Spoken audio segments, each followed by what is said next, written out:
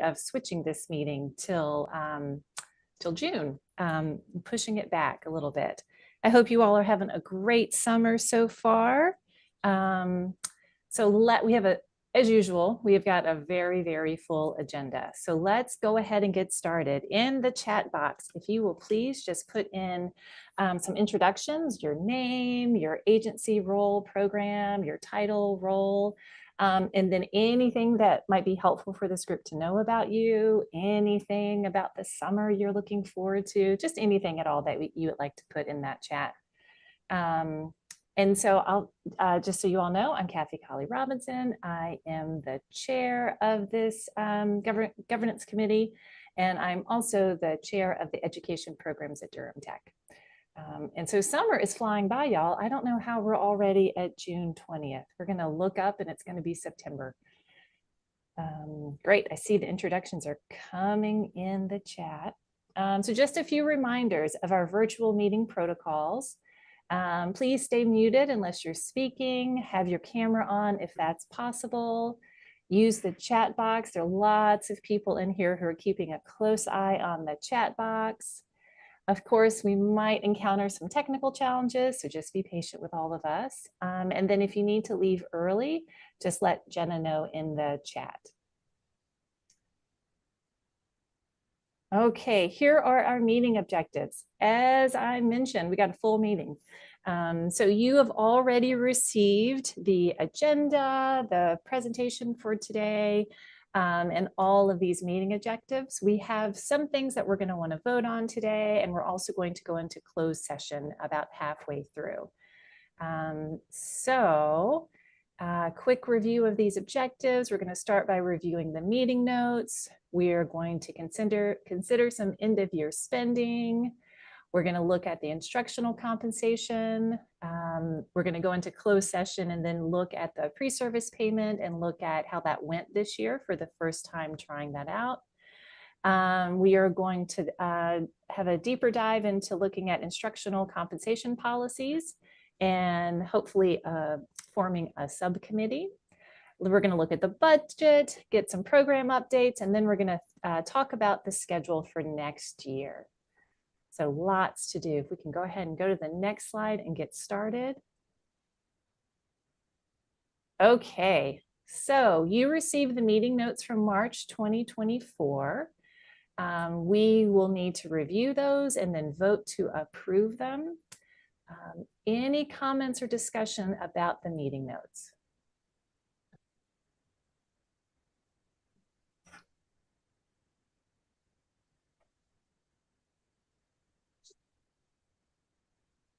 I'm not hearing anything. Any corrections needed?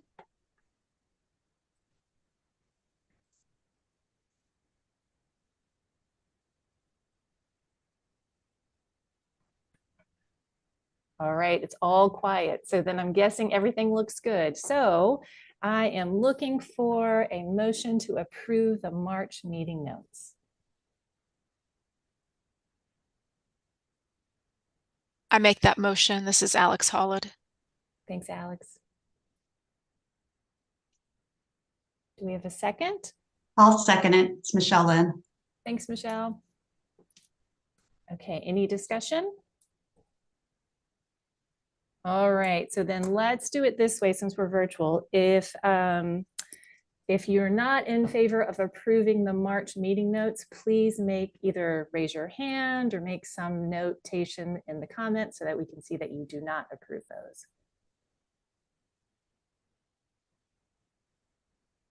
All right, not seeing any action. So it looks like the March meeting notes have been approved. Thank you all. Okay, so here's our first thing for discussion. So as you will recall from the March meeting, we discussed the possibility of providing some extra funding to sites if there is any leftover dollars.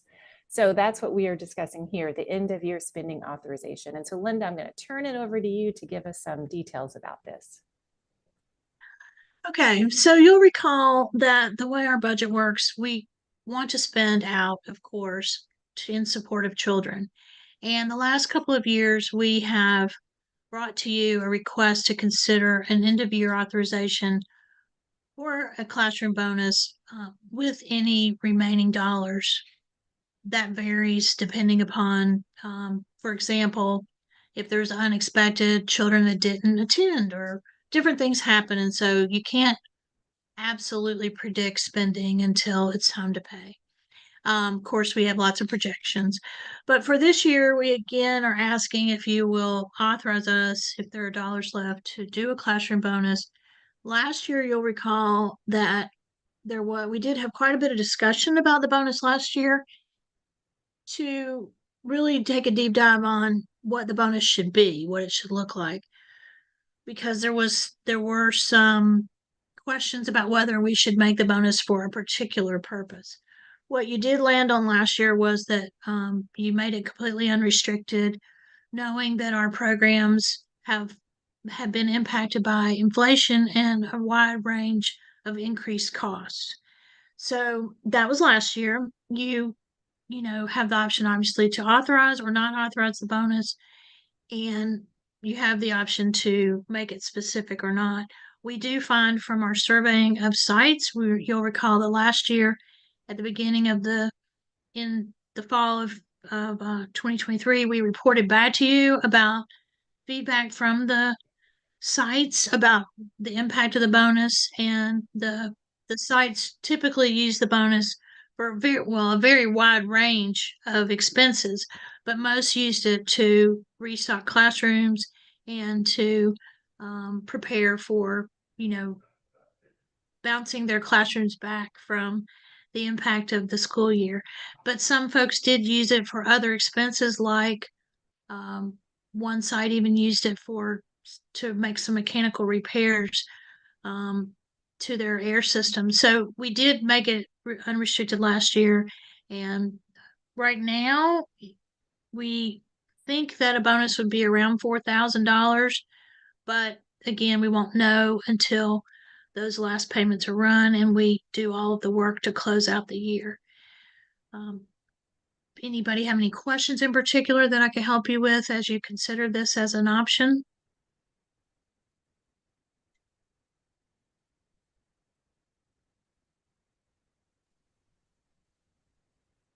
I just have a clarifying question. Is this per site, per classroom? How does that work? It's classroom. Yeah, and Thank Jason was asking the same question in the chat.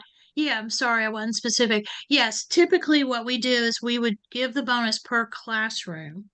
And so that does mean that sites that have multiple classrooms would get, you know, the full complement of bonus per classroom.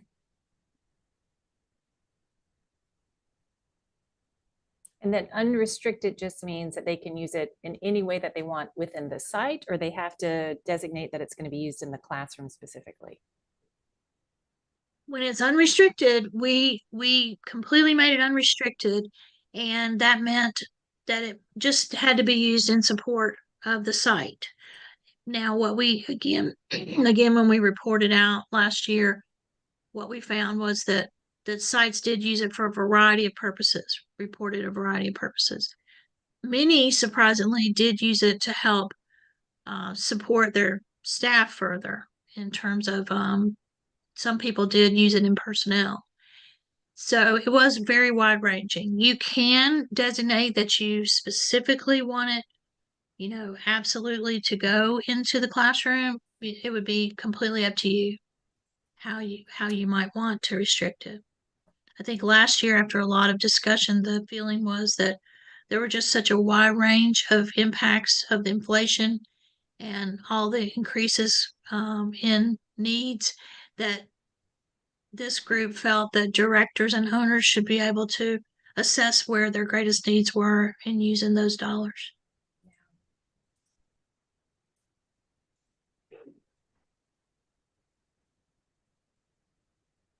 Yeah, and my sense is that the needs related to inflation are even more magnified this year than it was last year. Okay, so what are the thoughts? How are y'all feeling about this end of year spending authorization?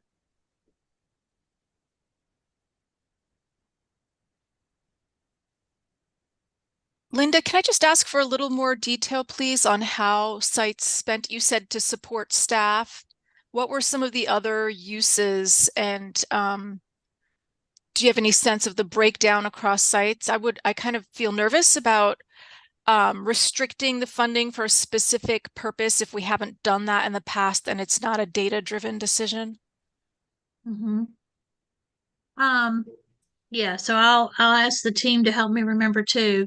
Joy, are you able to look at the report that we made by chance? Yeah, I'm working on pulling it up right now. Thank you. I appreciate it. That way we can tell you more specifically. And I'm sorry, I should have gone back to our presentation last fall to pull up a few points. Because those are great questions. I think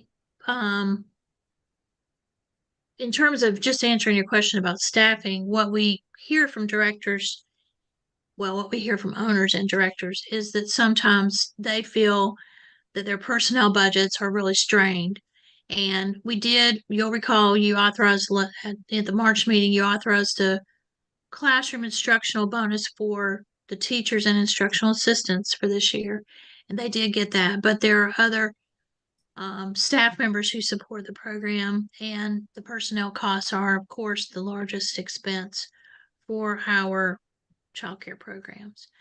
And typically we do have a lot of staff directors who are not owners who give us feedback that they feel the strain around the personnel costs. Any luck, Joy? I'm still working on it. Okay. Well, what we can do, if you would feel more comfortable, is we can come back to that and give you some more information in just a little bit if folks So, would like to. Did you I just find it? found it. Okay, thank you. So is the question, can you remind me of your Do you have specific anything that's like a pie chart that just could describe how those funds were used by sites? So one thing is that sites could use it in multiple ways. So like when we asked them how they used it, they could choose multiple things. Okay. So 100% of sites said that they used at least part of the bonus on classroom materials.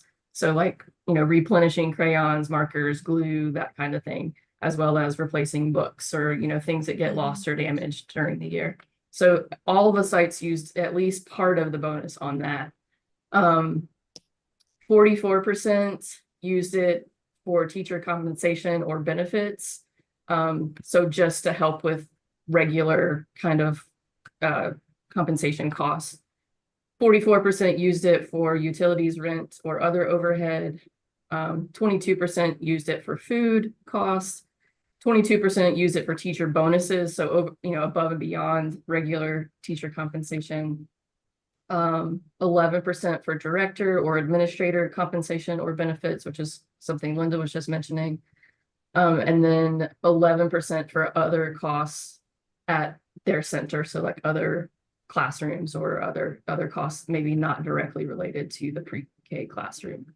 So that's when we surveyed them last fall about how they used last year's bonus, that was their response.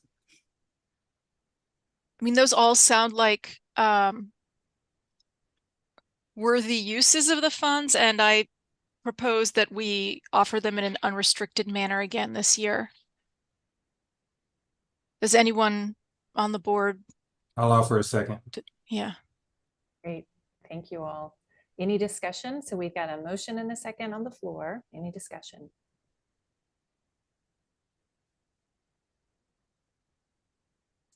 Okay, so Linda, does anyone need to not vote on this? Do we have any conflict? Yes. Yeah. We Okay. need Dr. Pittman to recuse herself along with Miss Carter, Brenda Carter.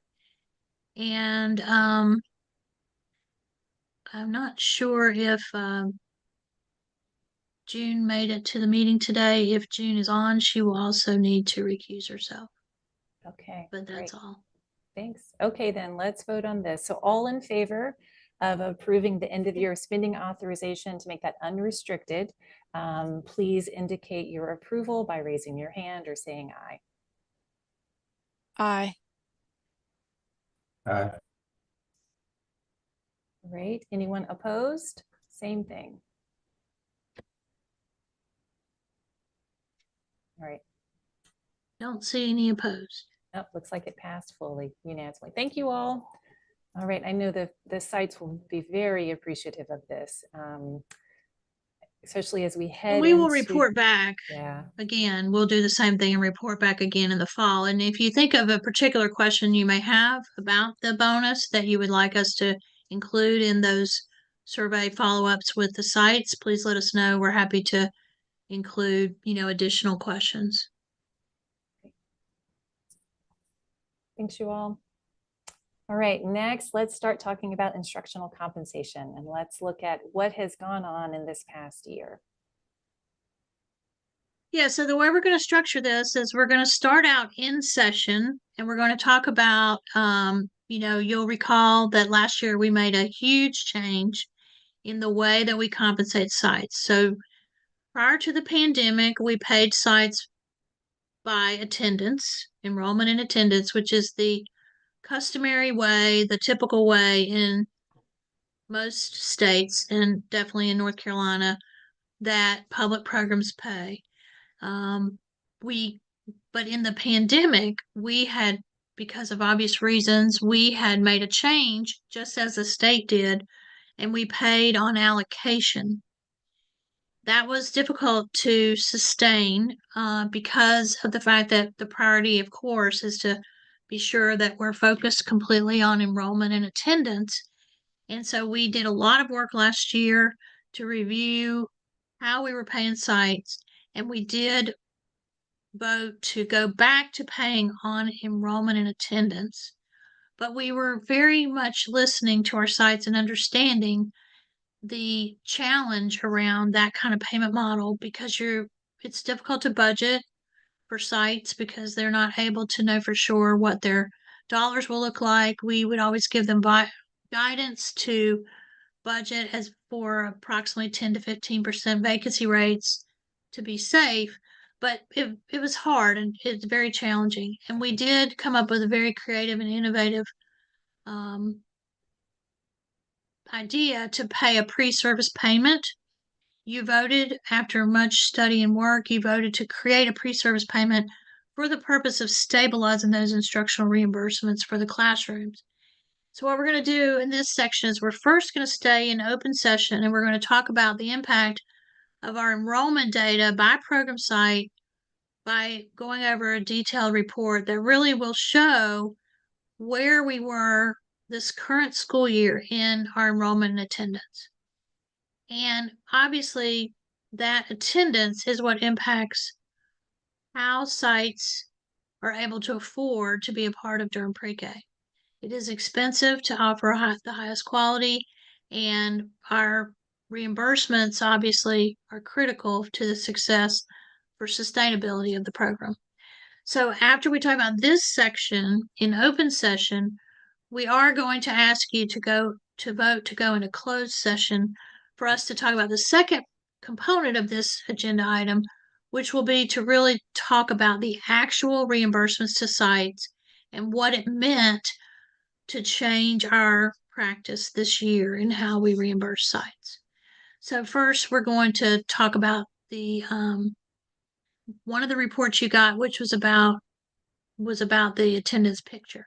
So I'm going to ask Joy Turner, who has done an incredible job monitoring our data and developing this report for you. And I'm going to ask her she's going to actually share a couple of slides to explain the report. So you're, in case you weren't quite sure how to interpret the information we provided. Joy? Thanks, Linda. Next slide. Yeah, next slide. So this is, I have a few examples to go through to explain how to read and understand the charts and just make sure everyone is on the same page. And then we'll talk through a few examples and then have some discussion and questions. So first of all, You'll notice on the handout that Linda sent you yesterday, there are up to 3 different charts per site. One is for their Durham Pre-K enhanced seats, one is for their Durham Pre-K only seats, and one has both of those combined into one chart. You probably noticed that some sites only have 2 charts. That's because they only have one type of seat. So in that case, they have the one for whichever type of seat they have, and then they have the other that can be compared easily to everyone else's total. In this first example, this is a site with DPK enhanced seats, and you can see that they had some struggles in enrolling children in these types of seats. The orange line at the top indicates the maximum number of seats that they were allocated. So in this case, that is 30 DPK enhanced seats is how many they were allocated at the beginning of the year, but you can tell by the blue marks for each month that they only enrolled around 20 per month.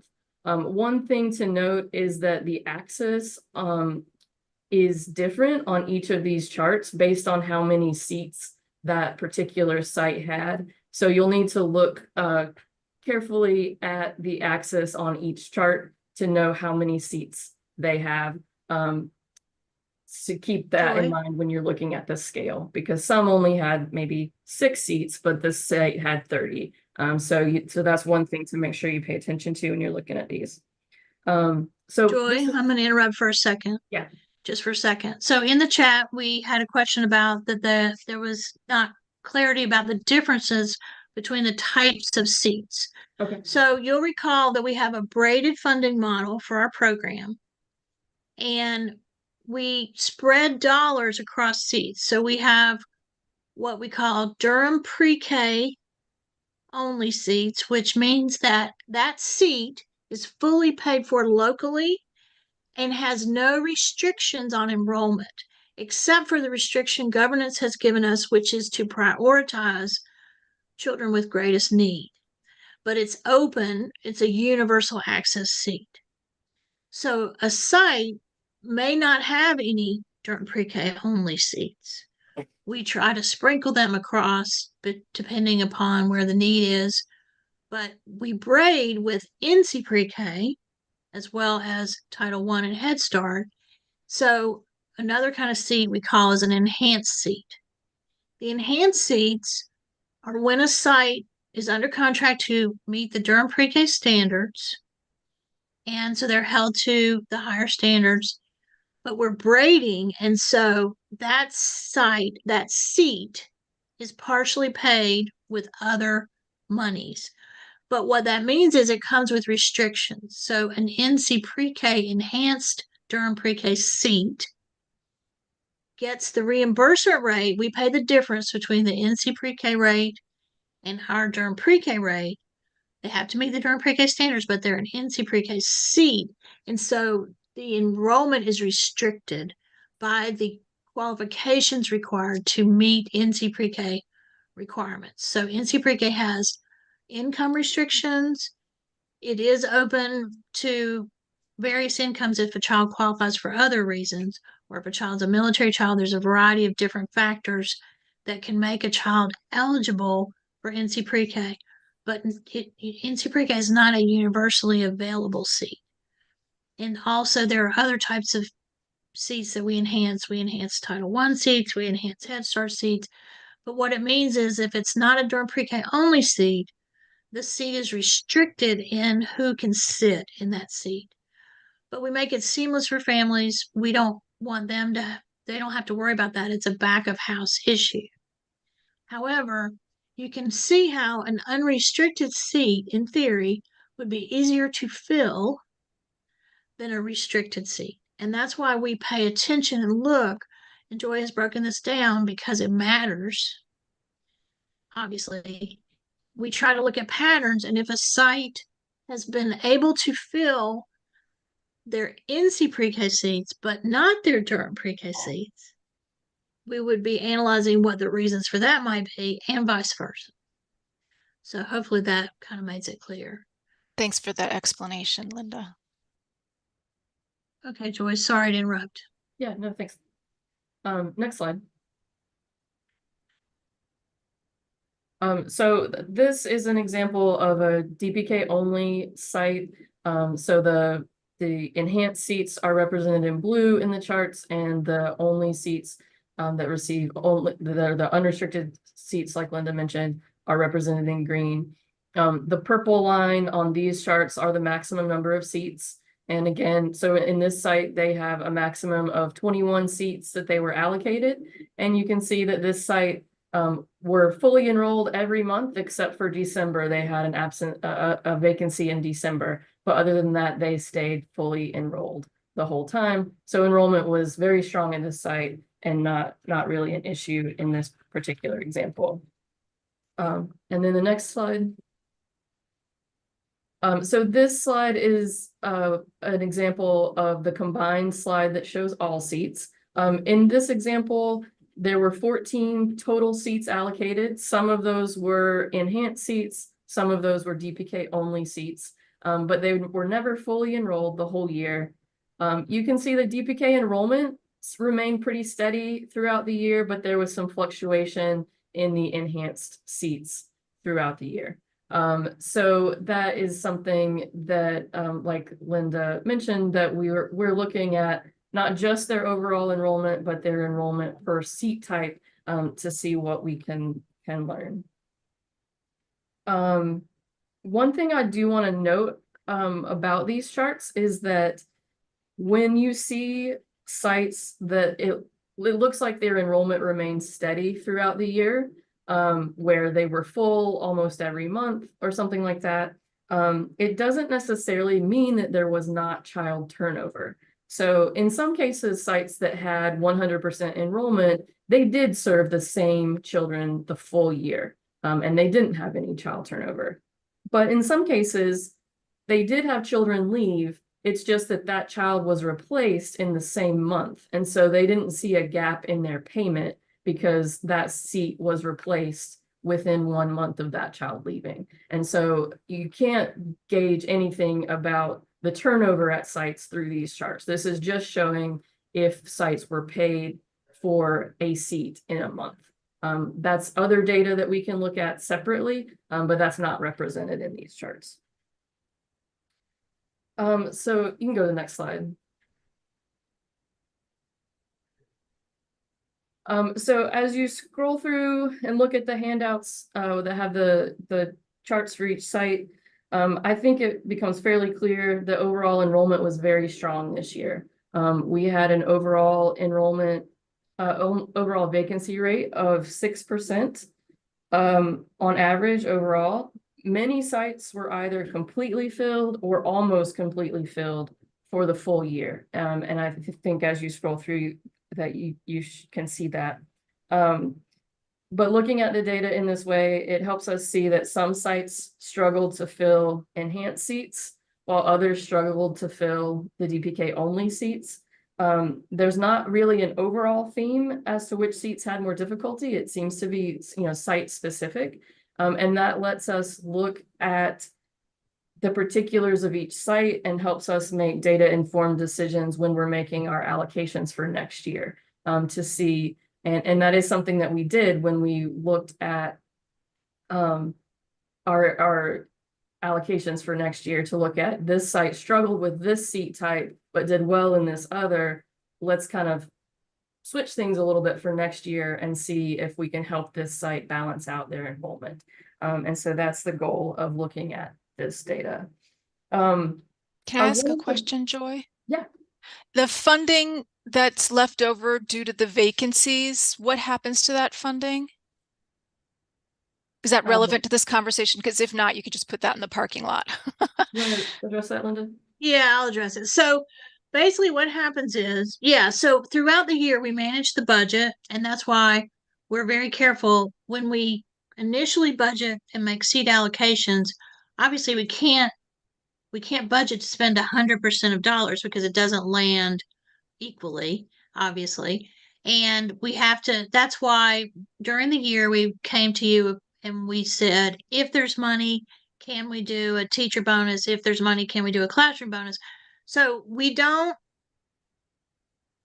if there were to be a year where we really underspent in a shocking way, we would have to go to the county and we would obviously, we're very transparent about all of that.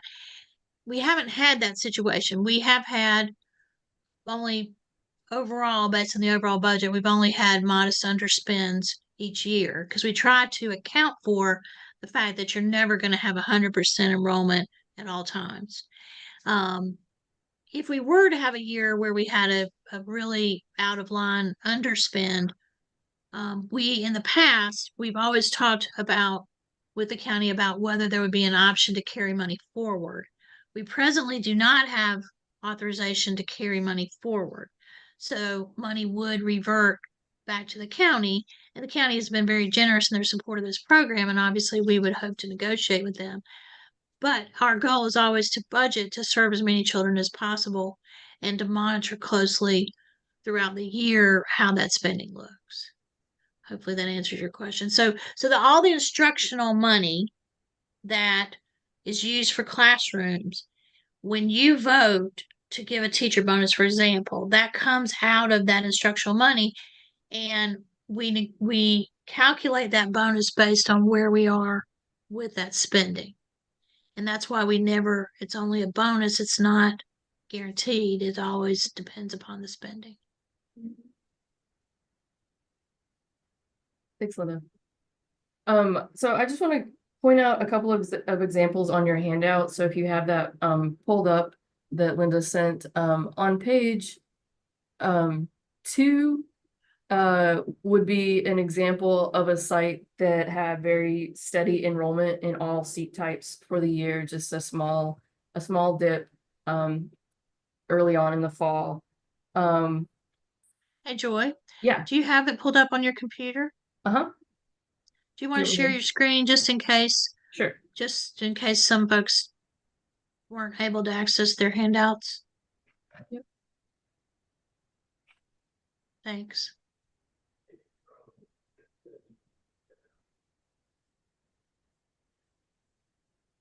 I know it's small, but So,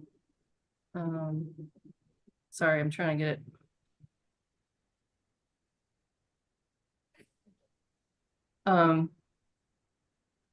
So this is a site that was very well enrolled. If you look on page 3, this is a site that was full in their Durham PreK only seats all year, but struggle, kind of went up and down on their enhanced seats, and you can see the impact of that being they never reached the full enrollment. I definitely wanted to talk about Children's Campus at South Point because they have a unique chart. You see, they're the only one that has a orange line that moves.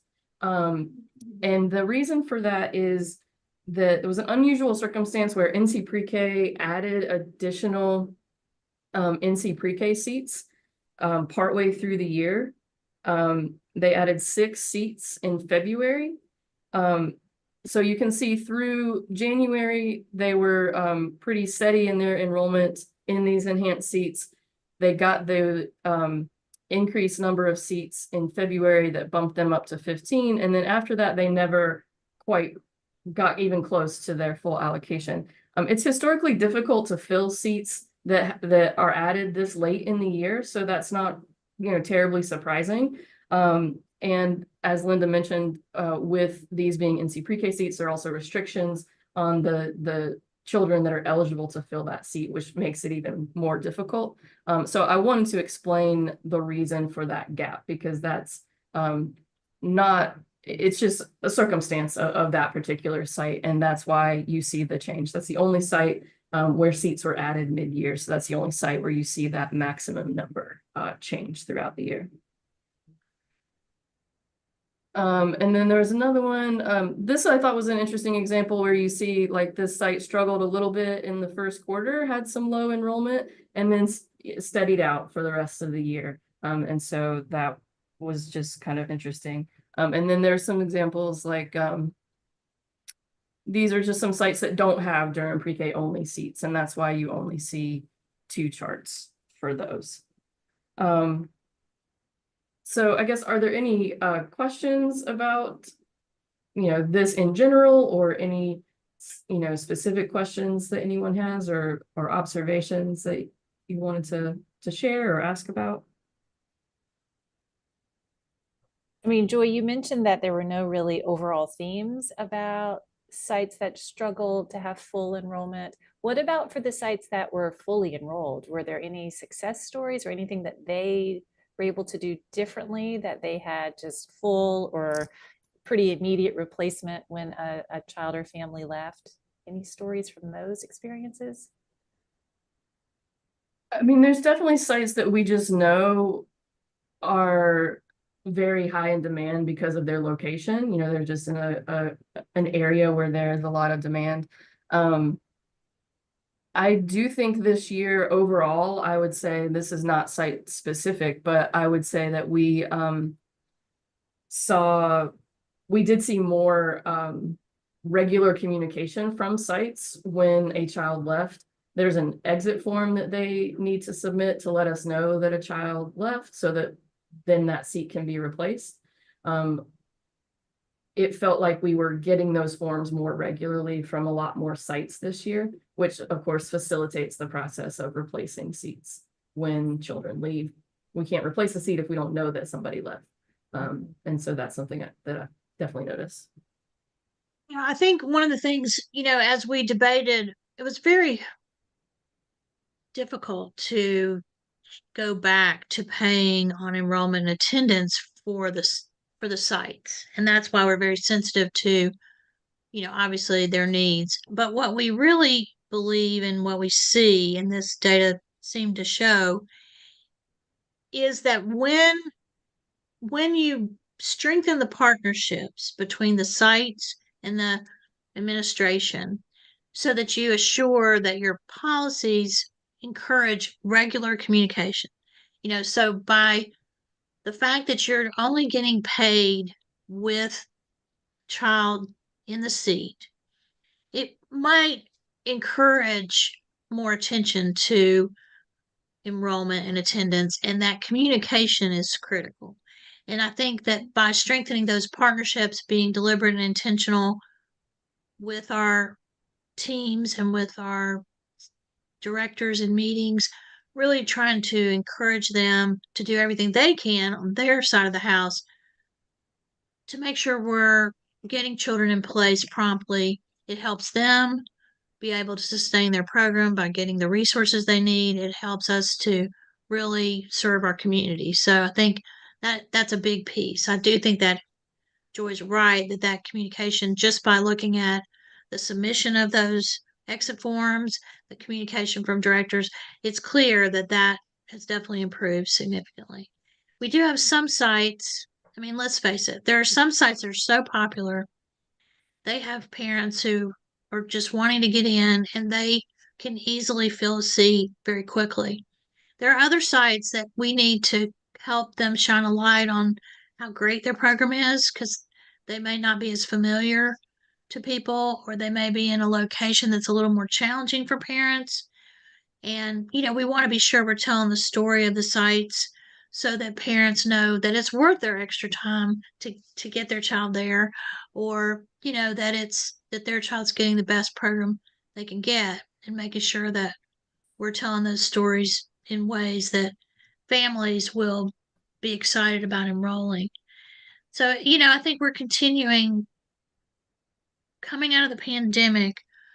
If I had to say, the single biggest impact on enrollment attendance truly is that continuing to move away from the pandemic has really brought us back to where we were with our growth trajectory prior to the pandemic.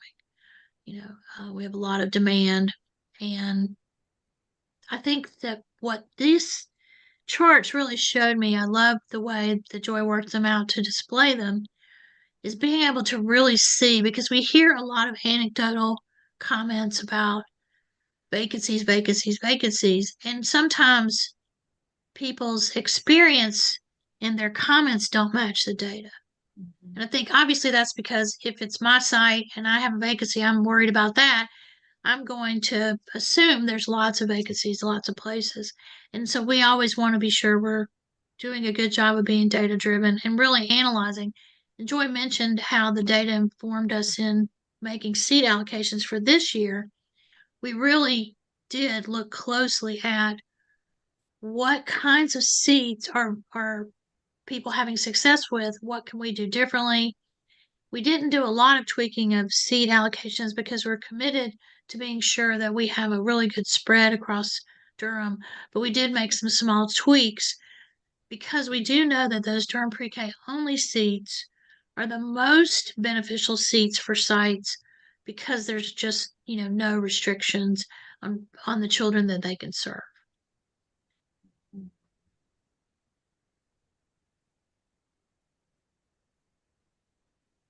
Okay, Joy, you want to stop sharing and go back and let's just go back to our slide deck.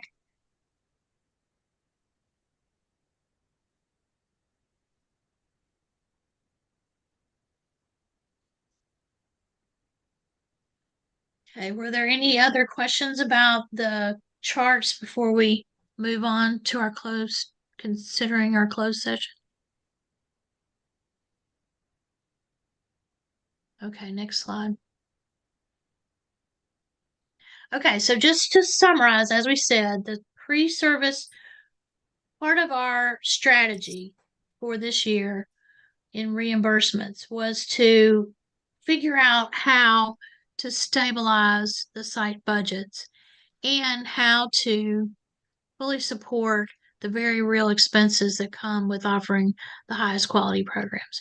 So the pre-service payment that we developed really is innovative. We can't find anybody else doing this. That doesn't mean there's not anybody doing it, but we can't find anybody who's doing it. The purpose of those pre-service payments were really to stabilize the sites by assisting them with cash flow by providing those funds in advance of service. In North Carolina, even like in the subsidy system or in any of the programs, there's not anyone paying in advance. So we make one payment in advance of service as soon as the site is under contract. And then the purpose of that payment, not only to help with cash flow, is to mitigate the impact of vacancies throughout the year. So we said to you when you passed it last year, we said we would spend this year really studying it. So we want to report to you about it. And we want to go over reimbursements by site so you can see the impact. So we wanted to ask you to vote to go into closed session. Thanks, Linda. Okay, so to go into closed session, we will need a motion to do so. I move that we go into closed session. Thanks, Nice Jason. second. Thanks, Beth. Okay, so all in favor of going into a closed session, just raise your hand, say aye.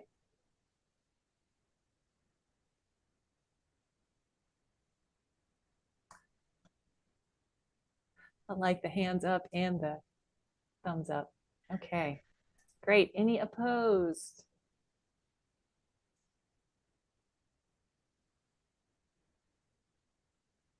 All right, looks like it's you. Second year with the pre-service payments since it has been successful as shown by the data.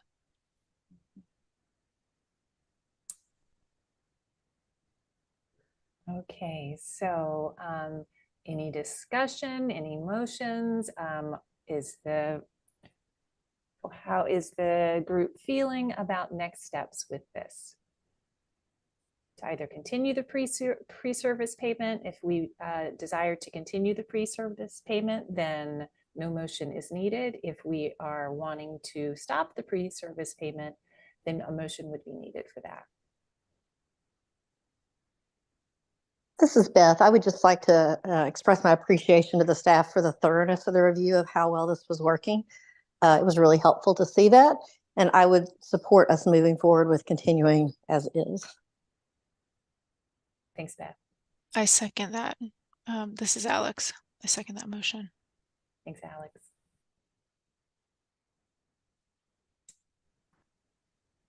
right, well, it sounds like then we are in agreement to just continue on with the pre-service payment as is. And we all look forward to seeing the results of year 2. Okay, thanks. So we're at our break. Let's see. It's 10:41. I imagine that everyone would like to have one. We come back. Can we come back at 10:46? Sounds great. See you all at Thanks. 10:46.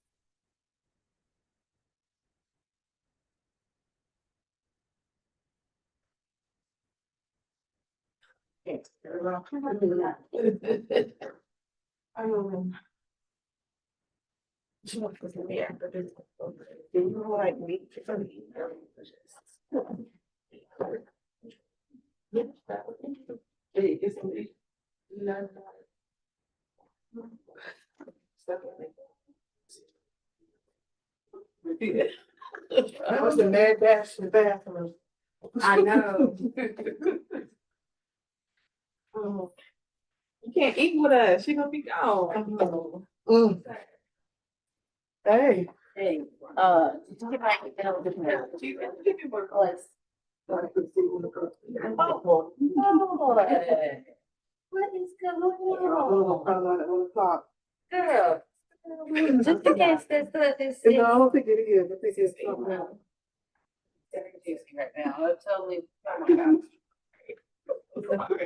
That's okay. I'm walking. Let me eat breakfast. I didn't eat breakfast. Okay. It's not quite. You're welcome to join in if you want to.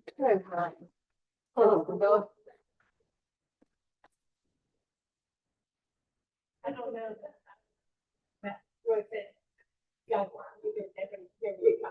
Oh, sorry, I can't. I don't know what.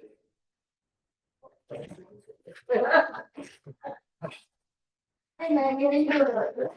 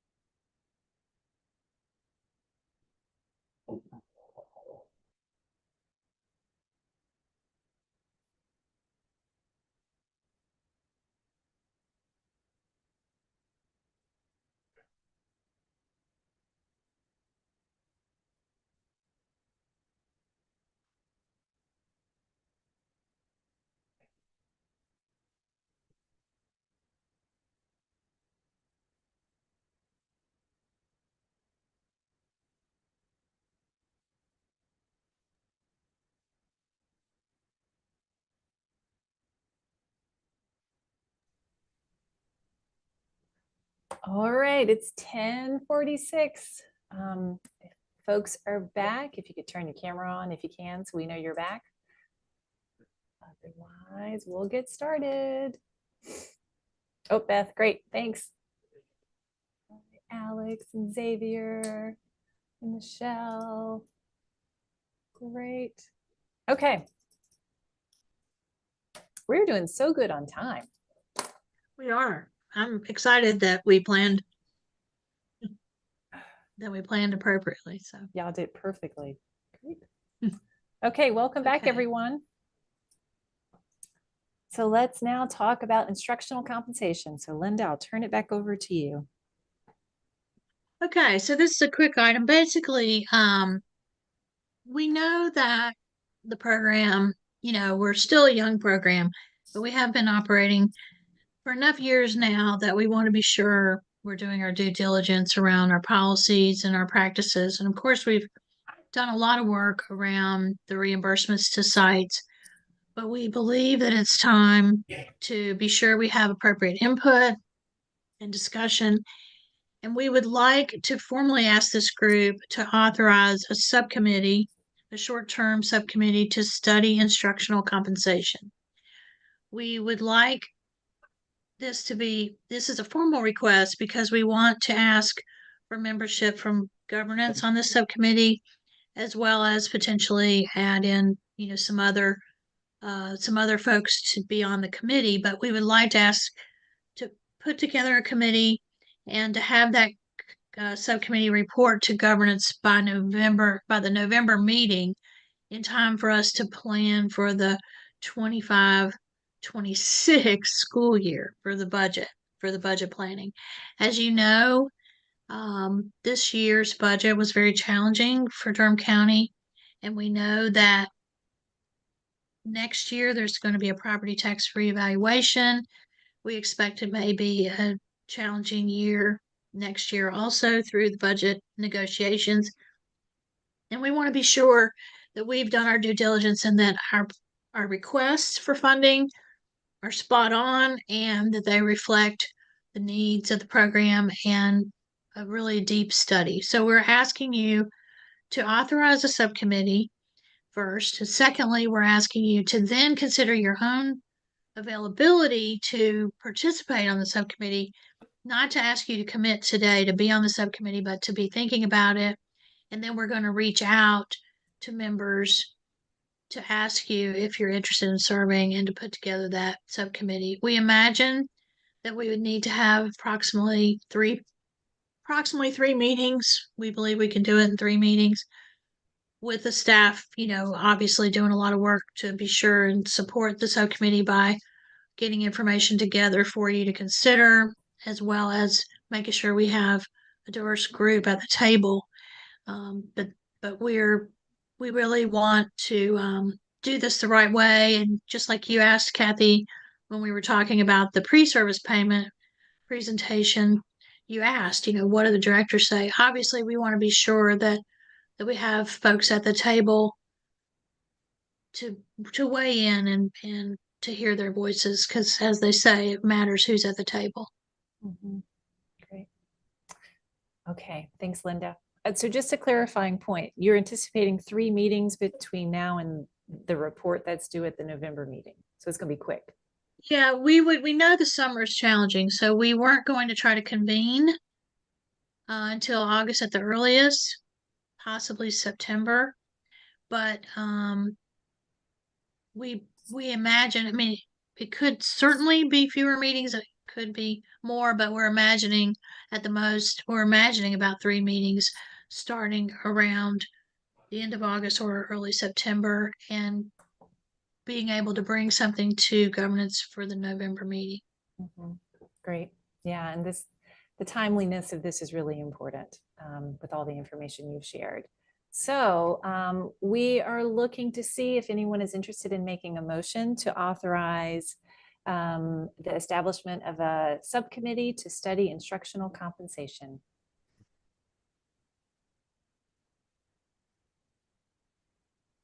This is Xavier. About that, we established a review subcommittee to study instructional compensation.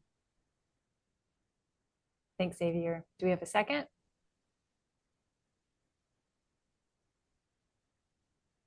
This is Beth. I'll second it. Thanks, Beth. All right, we've got a first, we have a second. Any discussion, conversation?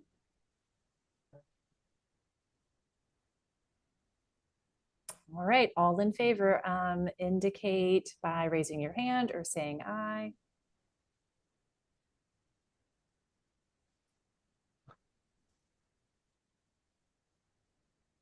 Great. I don't see Okay, any no's, so. yeah, not anybody opposing? Okay, looks like it is passed unanimously. So thanks you all. So, and then remember, Linda will be reaching out. Linda and her team will be reaching out. So if you have interest in serving on this subcommittee, I would encourage you to go ahead and let them know that, and then consider if you're asked to join. Again, it's going to be quick, right? You'll be reporting out in the November meeting, and it really is. This is so timely right now to have this work done. Thanks you all. For sure. Linda, can I ask you a quick question? To what Sure, of extent course. would, I mean, as we all watch the state budgeting process unfold and the under budgeting that they're doing for childcare right now, I mean, how much do you see state budget weighing into this conversation or not? I guess I'm just trying to figure out where I can be most Yeah. useful. Yeah. I'm feeling, I'll be honest, it's hard not to feel super pessimistic right now, given the budget that the legislature has put forward. Those of you who may not have had a chance to look, it's definitely underfunding in the early childhood arena. It's very disappointing. Obviously we will continue to advocate, but that we can see there are no increases planned coming for NC PreK as we had hoped. And so, as you know, our practice is to spend Durham County local money last. We braid as much as possible. We want to serve as many children as possible, and we want to bring as many dollars as possible into Durham. But I think that our growth at this point is unfortunately really dependent upon the local investment. And things don't feel promising. However, there's an election coming, and I think that I believe the program has clearly demonstrated strong support from the community, and we're hopeful that statewide things will improve. I don't know if that answers your question, Beth, but I think that we also have to be realistic about the local investment. The large property tax increases that Durham will have this year coming between the county and the city both increased the property tax rate. And I feel that any increases will likely be very modest for next year. And so I think that that's why we really felt a study committee to look at priorities, look at investments was really timely. That makes a lot of sense. I guess I just am thinking in terms of like overall compensation for the entire early childhood community. And like Linda said, for folks that haven't, we know we need a minimum of $200 million to sustain with the loss of federal emergency dollars on June 30th. And right now, the highest in either the House or the proposed Senate budget's $136 million, I believe. And so we're going to be looking at a childcare compensation issue across the whole state. So I feel like we need to be talking about what we're looking at salary compensation here in terms of that broader context too, it seems. So yeah, I'm glad to help. Yeah, and Beth, I imagine that your time is very tight, but I do know that you bring a unique perspective because of your overall statewide lens, and I think that we want a mix of local as well as broader experts. So if you have availability, we would certainly love to have you along with anyone else who's interested in this.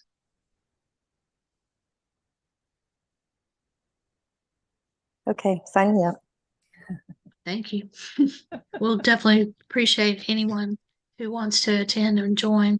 And we will also, of course, provide you with notes so that anyone who, if you can't serve but you're interested, we're happy to share, the notes from those subcommittee meetings. So the next really issue is about funding, just to update you on where we were. So going into this year, the budgeting cycle was, of course, very challenging for a wide range of reasons.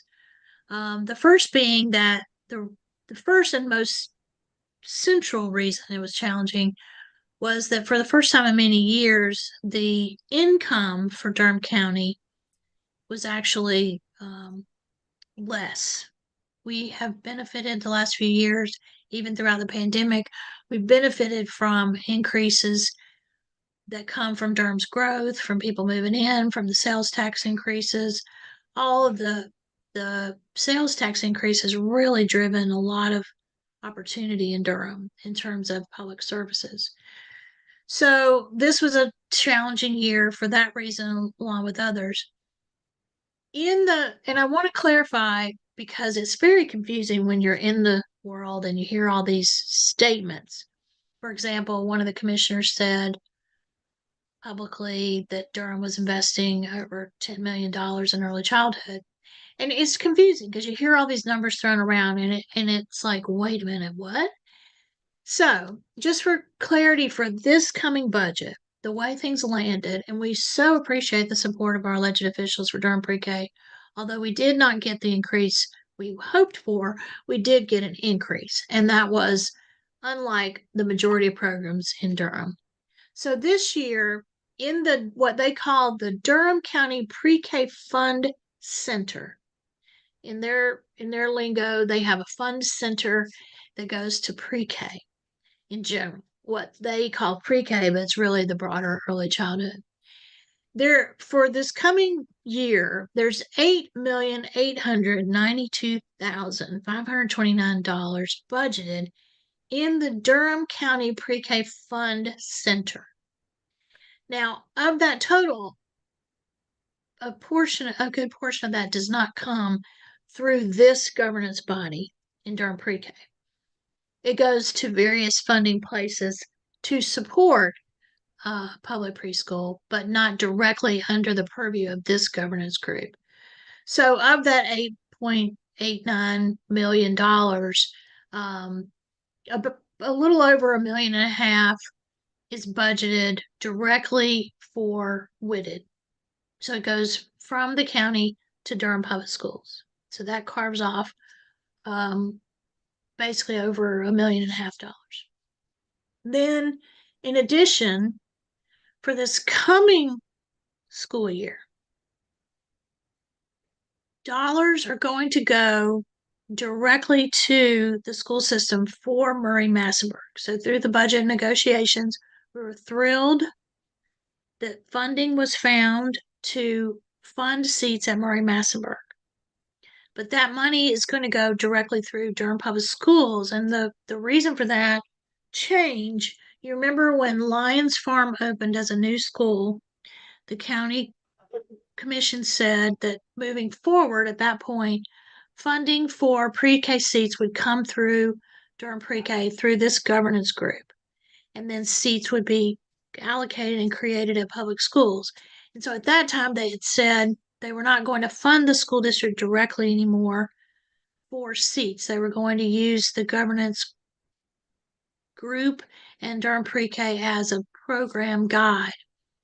But what happened this year with Murray-Massaburg, we advocated for money in our budget request. So when you look on the slide and it says we requested $8.246365 for Durham Pre-K, that was because we were including those seats in Murray-Massaburg that we wanted to open that school. But what happened in the budget negotiations, the county, in all their innovation, found some money through some unallocated ARPA funds to fund the school district for Murray-Massaburg Pre-K directly. They were not able to fund this group with that money because they were able to fund Durham Public Schools through their interlocal agreements. If they had wanted to fund Durham Pre-K directly with that money, they would have had to go through and have a whole RFA process, grant process, as part of their ARPA work.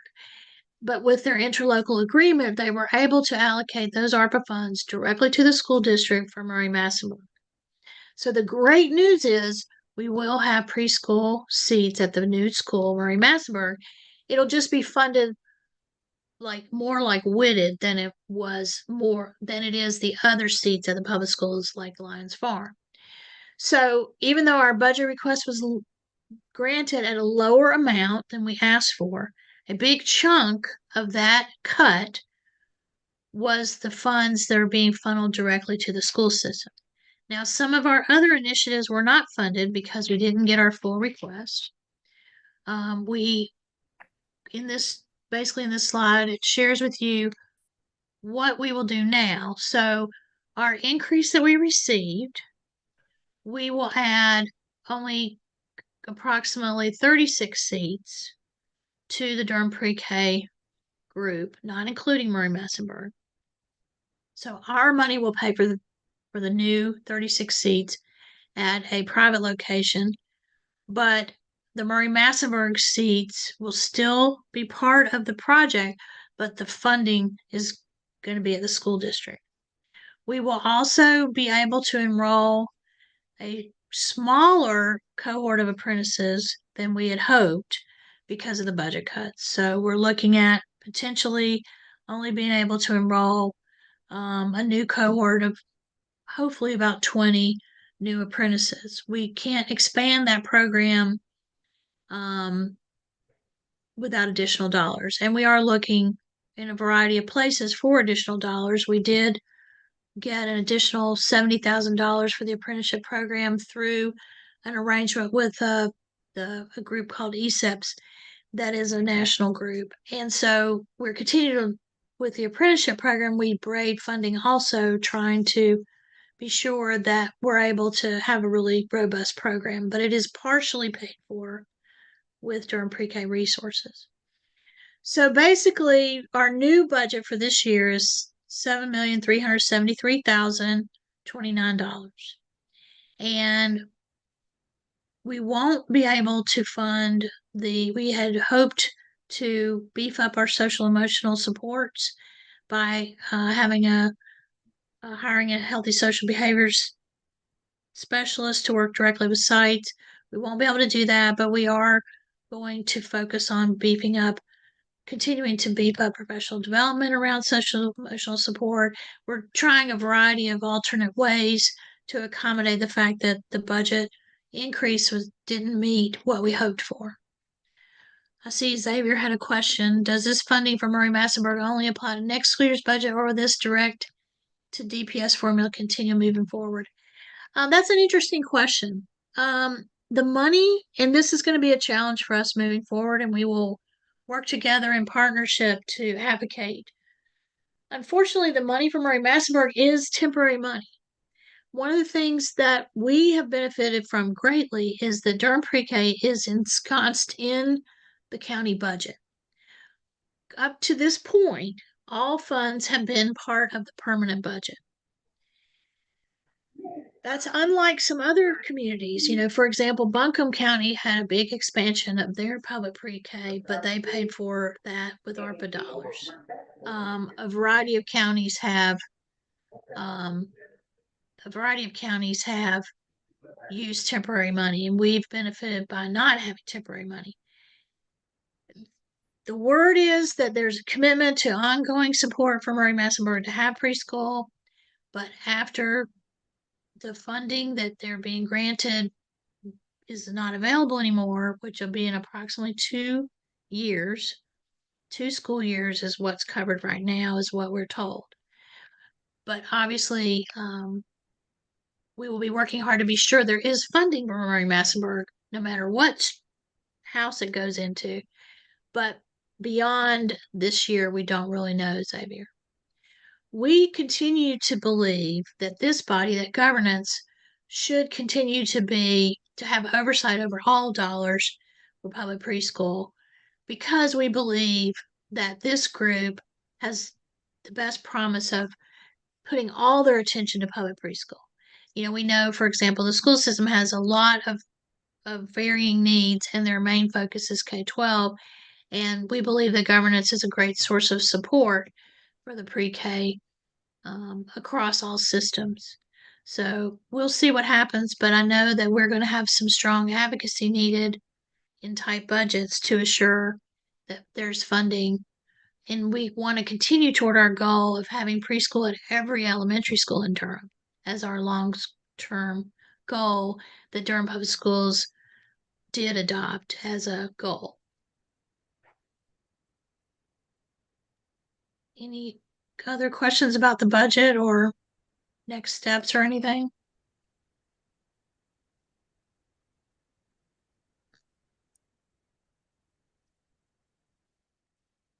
Okay, next slide.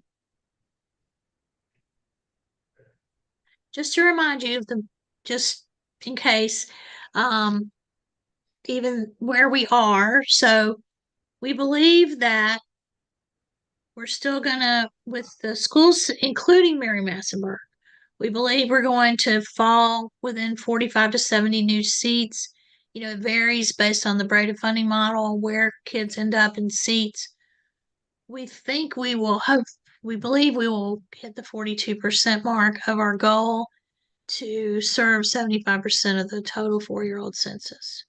So that's just a little reminder of where we are in our growth trajectory. Next slide.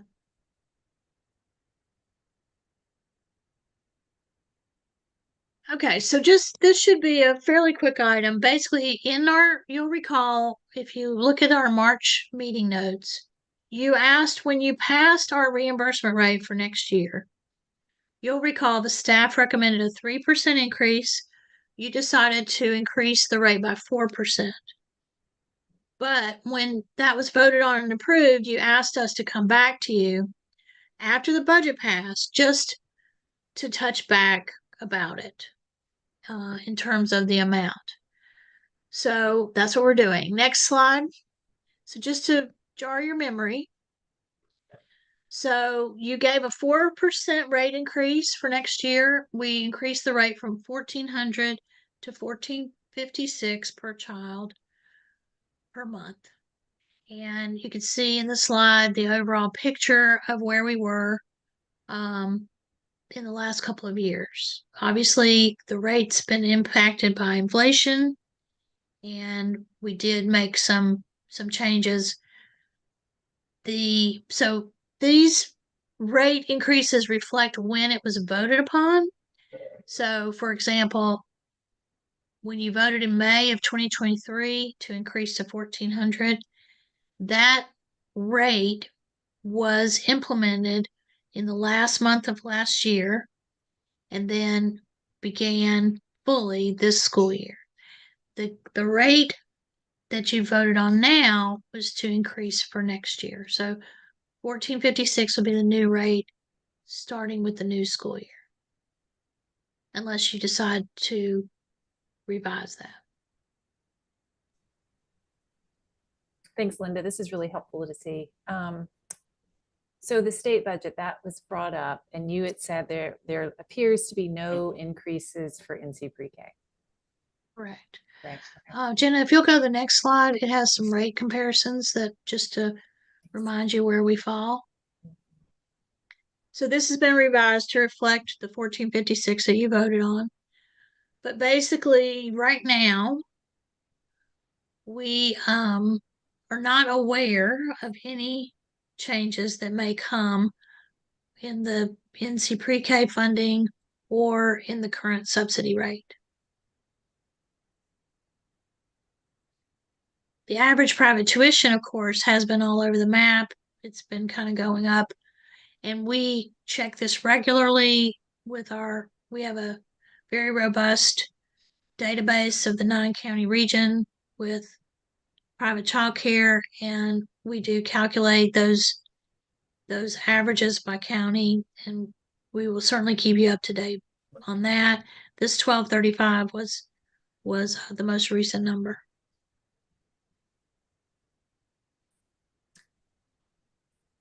You know, and I think if we look at the past year with the vacancy rate and how low the vacancy rate is, you know, the DPK rate that we agreed on for the 4% increase. I mean, I think we can see some direct comparisons between high quality programs, high enrollment, because it takes we have a lot of high quality measures in place that takes a lot of money and a lot of time and effort to really ensure that that happens.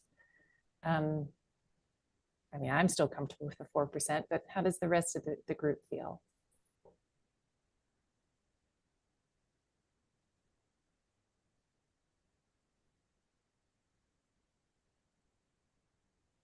And again, I think, you know, we're really leading and showing what compensation is needed when we have got teachers with degrees and assistant teachers with associate degrees. And yeah. Yeah, and I'll remind you, this is the per child rate. This does not include, we also have a teacher support payment that helps pay the higher wages that we require of our staff. So, and this also is not inclusive of that free service payment. This is the monthly reimbursement rate when a child is enrolled and attends.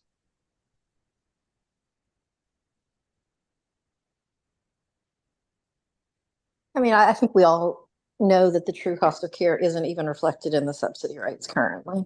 And so, I mean, I feel like the 4% is appropriate, especially as some of the state try to decouple compensation from quality. I think it's really important that we continue to stand firm on that.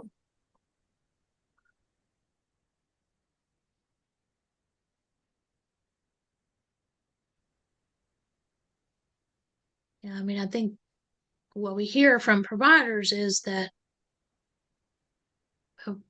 you know, the low reimbursement rate provided by the subsidy system is just not sustainable for most programs. Yeah, I mean, I think the only way we're going to continue to meet the demand is if we have the reimbursement rate at such a level that sites are able to pay their teachers and to attract teachers to want to be in Durham pre-K classrooms.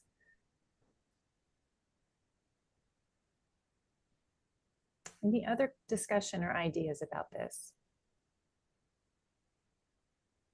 Is the group still great with the 4%?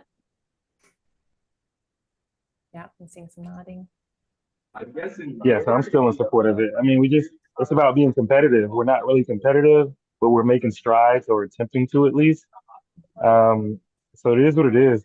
I'm still with the current status of the 4%. Great. Thanks, Jason.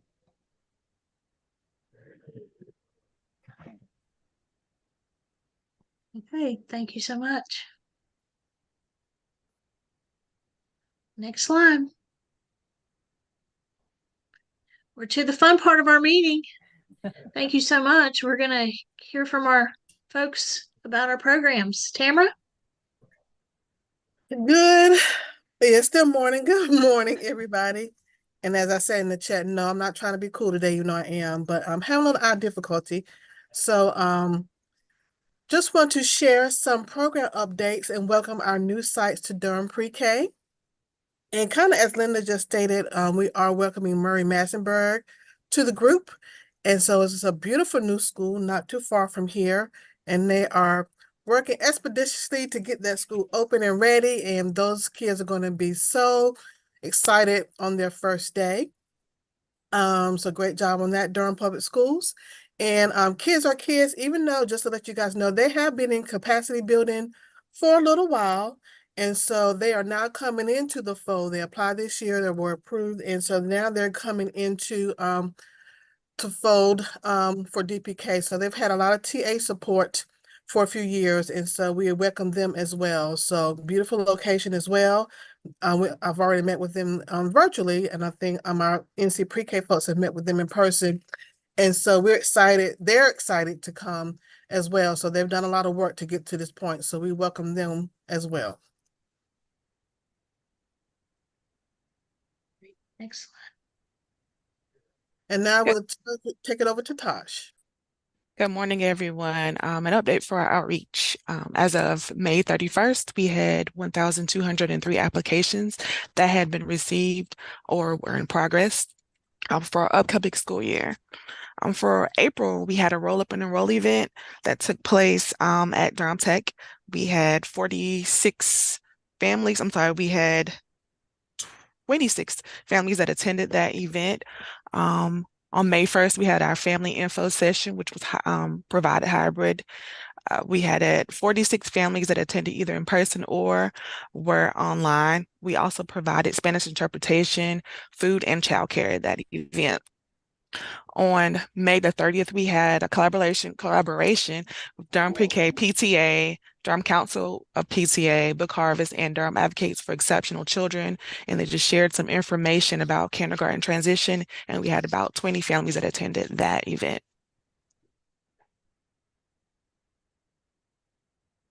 And I'll pass it to Adrian for some more updates. Thank you, Tosh. Good morning, everyone. So as far as updates and site celebrations, we want to congratulate our Durham PreK teaching staff on making progress towards their educational and licensing goals. And these are basically courses towards like their BK license or associate's degree. And these consist of lead teachers and instructional assistants. And right. Okay, we also like to congratulate the Durham PreK teachers on completing their Making the Most of Classroom Interaction courses. MMCI basically teachers learn to identify and describe effective interactions in the classroom. They build skills, insights, and strategies to apply class concepts to their teaching and feel more connected and supported to their colleagues through collaborative peer learning. You can go to the next slide. Thank you. Yes, so this is a great accomplishment. So on Saturday, May 25th, staff, families, and friends gathered at the Sheraton Imperial Hotel and Convention Center to celebrate Kitty College's 50th anniversary and moving up ceremony. So we want to congratulate them on reaching this amazing milestone, and we appreciate all of their hard work in supporting Durham's young learners. Excuse me. Okay. Right. And congratulations to First Presbyterian Day School, who achieved NACE accreditation. So we're super excited for that. Just a little background information. The NACE accreditation process is a 3-year multi-step journey based on NACE's 10 accreditation standards. Each standard has anywhere from 5 to 40 individual indicators of high quality childcare programs that must be considered. Classrooms and programs are evaluated in 2 ways, which are portfolios and observations. So, of course, this is a rigorous process and such a huge accomplishment for First Pres.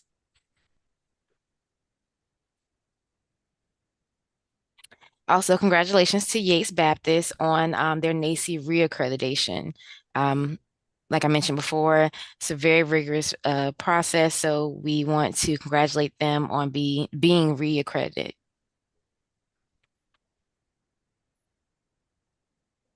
And now I'm going to pass it over to Maggie. Adrian, just a quick update on where we are with the Early Childhood Apprenticeship Program. So currently we have 34 active apprentices pursuing their associate degree in early childhood education, who are supported by 22 mentor teachers, and this is across 16 partnering employers and 19 distinct locations all across Durham County. We, as Linda mentioned, are preparing for a new cohort in fall 2024.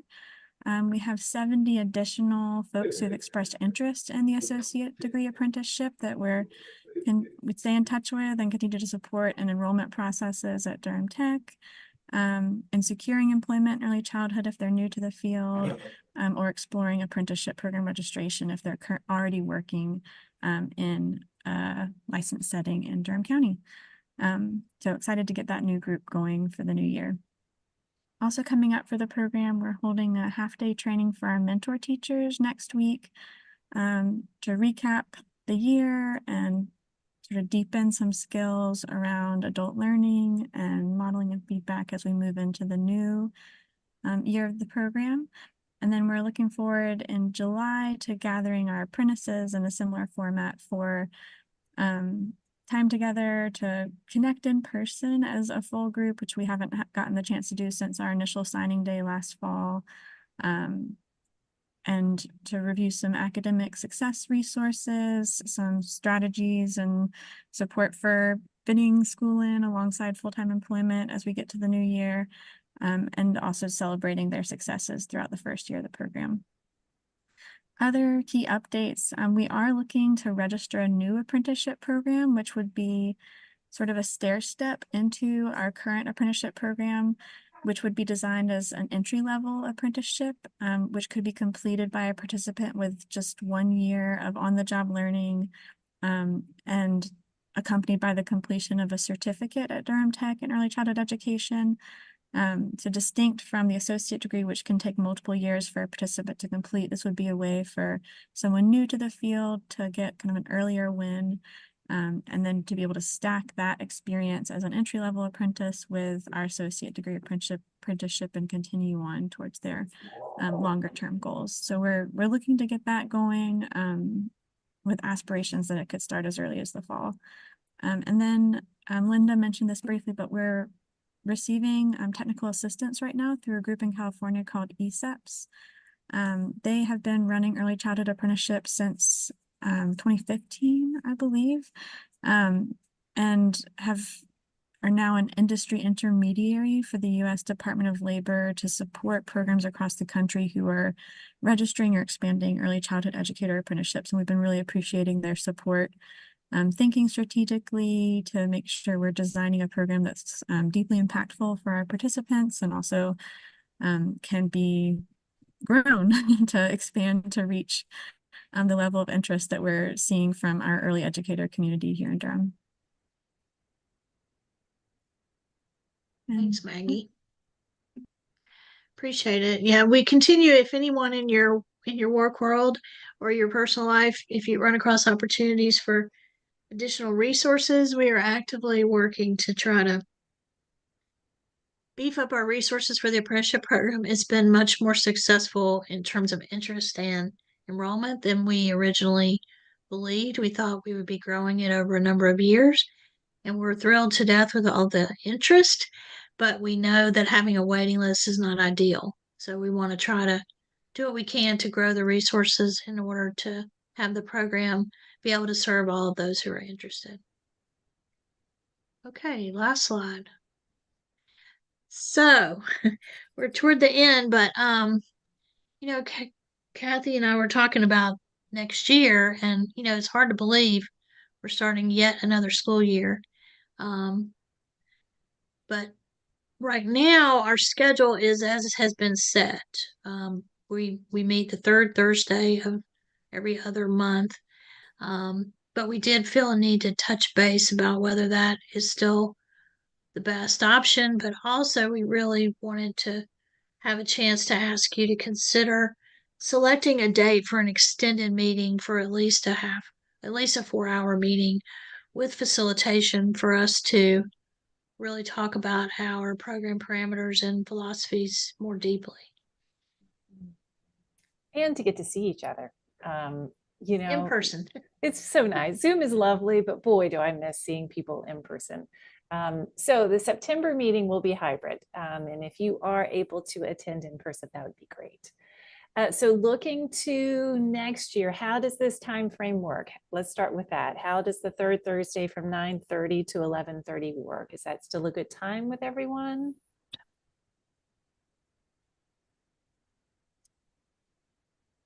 It seems like we're getting quorum at this time, so we're having good attendance. Linda, do you know if we've only had one meeting in all of our years? We've only had one meeting where we didn't have quorum. Oh, wow. Is this time good for our providers? Is there any time that's good for providers right now? Yeah. Okay. That's why we make sure that, you know, we live stream, but we make sure that we have the recordings available. Unfortunately, I think that our provider attendance has been excellent in this meeting, but occasionally, of course, they do get pulled away. I did get an email from June this morning from Yates letting me know that she had thought she'd be able to be here, but that an issue had come up at her site, for example. And so it does certainly happen. Yeah, especially in the summer. I think it's even trickier. Yeah. All right, well, I'm not hearing any comments or thoughts about a different time. So unless we hear otherwise, we will stick with the third Thursday of every month from 9:30 to 11:30. And then I'm not sure, are we able to select a date for like a half day retreat? You know, let's plan on 4 hours. And again, that would be great to be in person. We probably could do it hybrid though as well, couldn't we, Linda? Yeah. Yeah, we can definitely, make it hybrid and in person. If we have it at the office, if we decide to do somewhere else, we would have to, look for that technology. Mhm. And we're thinking this would happen not in September. Let's get the school year going and let's look to October or the November meeting to do the big October. Linda, is that what we're thinking? Doing maybe in October separate from a regular meeting time? I think it's wide open. We did in our history when we were founding, we did several extended meetings, but once we were really rolling, we did have an extended meeting in the January meeting. But we've done both. We've done it in an off month, and so as a separate standalone meeting. We've done it as an extension of an existing meeting. We've done it both ways in the last 5 years. Okay. Any thoughts about y'all's preference for that?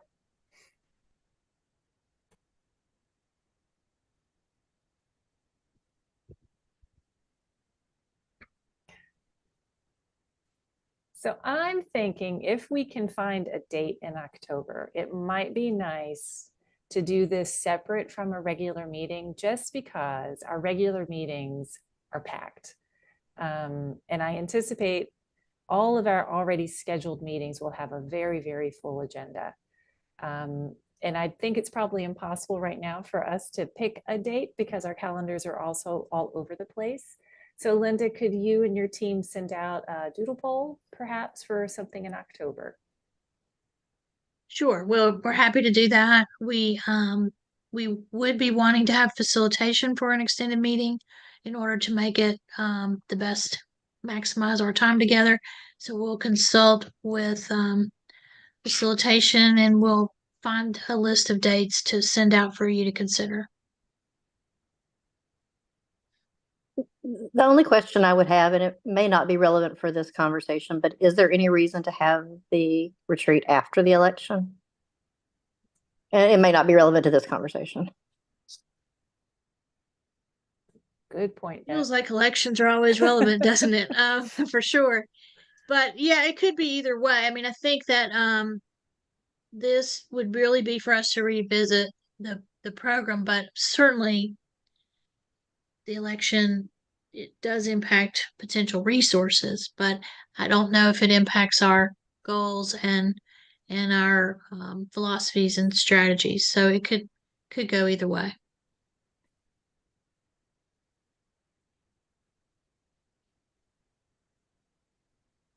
I just know that most of the other retreats that I'm seeing that have budgetary implications are all scheduling for after the election. So I agree with you that if it's just philosophy, then it probably doesn't make a huge difference. Okay. Yeah, and then in our November meeting, maybe we will have some indications of the implications of the election to discuss in the November meeting. Yeah, I mean, I do think obviously we try really hard every meeting to address our principles and to report back to you related to the things that you've prioritized. And so certainly having an extended meeting is really about making sure, taking our temperature about how things have been and do we still believe that what we've set forth is best for the program. So I think that if we do decide to do this, we're aware that people's time is so valuable. We would want to work super hard to make sure that the agenda was really meaningful for the group. And speaking of time, we are now a minute over. So thank you all so much for coming today and being actively involved and helping with all of this important decision making. I hope you all have a lovely rest of your summer and you get some time away to do things not related to anything work.